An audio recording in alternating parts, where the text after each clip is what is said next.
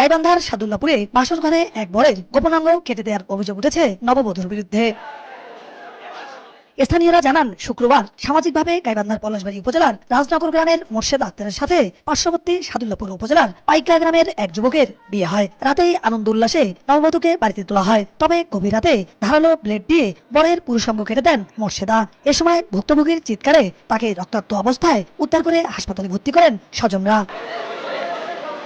এ ঘটনায় বরের বাবা বাদী হয়ে শনিবার রাতে নববধূর নামে থানায় মামলা দায়ের করেন। পরে মোর্শেদা বেগমকে গ্রেপ্তার করে রোববার বিকেলে আদালতের মাধ্যমে জেল হাজতে পাঠায় পুলিশ।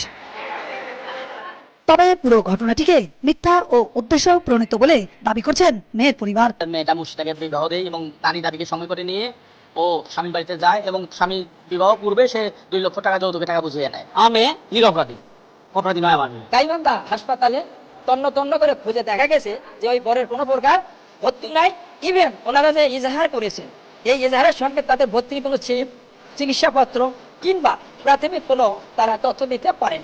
এদিকে এ ধরনের ঘটনা জঘন্যতম সামাজিক অপরাধ বলে জানিয়েছে রাষ্ট্রপক্ষের আইনজীবী। আইন তিনি নিজের হাতে তুলে নিয়েছেন এবং এই কারণে তিনি তার স্বামীর বিরুদ্ধে যদি তার কোনো আপত্তি থাকতো, অভিযোগ থাকতো, তিনি আইনগত ব্যবস্থা নিতে পারতেন, কিন্তু তিনি সেটি না করে একটি রাষ্ট্রের আইনকে ভঙ্গ করেছেন এবং এই জন্য ন্যায় বিচার নিশ্চিত হওয়া প্রয়োজন।